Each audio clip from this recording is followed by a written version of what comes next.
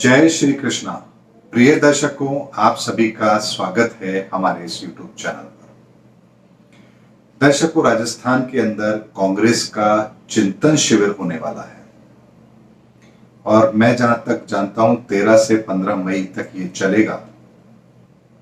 और इस समय पर वास्तव में कांग्रेस को किसी बड़े चिंतन शिविर की आवश्यकता भी थी, क्योंकि प्राय मृत हो रही कांग्रेस को अगर दोबारा खड़ा करना है तो ऐसे ही किसी बड़े आयोजन की आवश्यकता भी थी, ताकि युवाओं को आगे ला करके उनको मौका दिया जा सके। लेकिन ज्योतिष के अंदर भी कुछ चीजें ऐसी होती है जिनका अनुसरण प्रत्येक इंसान को करना भी चाहिए। क्या इस चिंतन शिविर के अंदर वो परिणाम निकल करके आएंगे जिसकी उम्मीद कांग्रेस कर रही है? इस पर भी हमें विचार विमर्श अवश्य करना चाहिए। दर्शकों, ब्रह्मांड में ग्रहों की इस समय जो परिस्थिति बन रही है वो कुछ अलग तरह की है। शनि और मंगल अपनी एक ही राशि में है, और मैंने एक दिन पहले एक वीडियो बनाया भी है, आप लोगों को दिया भी है कि किस तरह की परिस्थितियां चल रही हैं। इस समय हर व्यक्ति की मति भ्रम अवश्य होगी। और दूसरी तरफ सूर्य और राहु का ग्रहण योग बना हुआ है।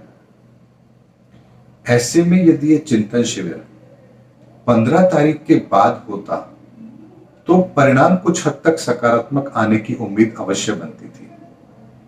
लेकिन जिस माहौल के अंदर, यानी जिस ग्रहों के माहौल के अंदर, जिस ग्रहों की परिस्थिति के अंदर ये सब कुछ हो रहा है, वो शुभ संकेत नहीं है।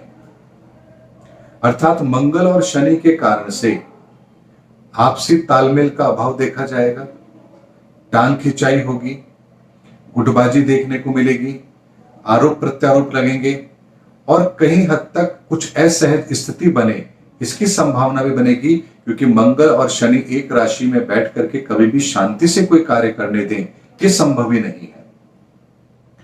अब राजस्थान के अंदर हो रहा है तो इसको कवर करना, इसको देखना, समझना, ये हमारे लिए भी महत्वपूर्ण हो जाता है, क्योंकि हमारे ही क्षेत्र में अगर कोई गतिविधि हो रही है तो उसके ऊपर आकलन तो बनता है। दूसरी तरफ शनि के साथ में मंगल की स्थिति तो ये स्थिति बनाएगी, लेकिन सूर्य और राहु भी मेष राशि के अंदर स्थित हैं और ग्रहण बनाते हैं।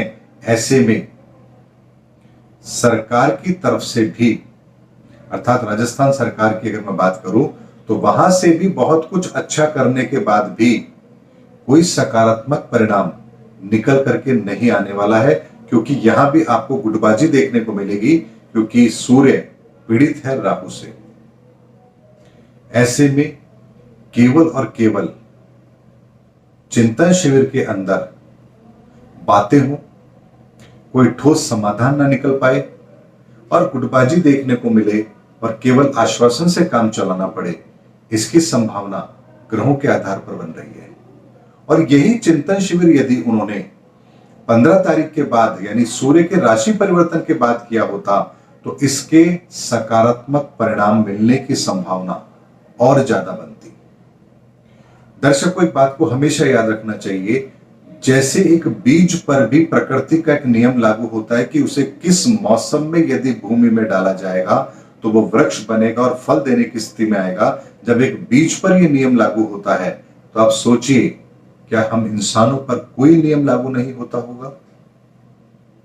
हमें भी अपना कौन सा काम किन ग्रहों की परिस्थिति में करना चाहिए ताकि उसके परिणाम हमारे पक्ष में आए, इसका आकलन जरूर होना चाहिए। और अगर इस आकलन को करके हम कार्य करते हैं तो हमें अपने सभी परिणाम अच्छे आते हुए भी अवश्य नजर आते हैं, और इसीलिए ज्योतिष विद्या का इस्तेमाल भी किया जाता है।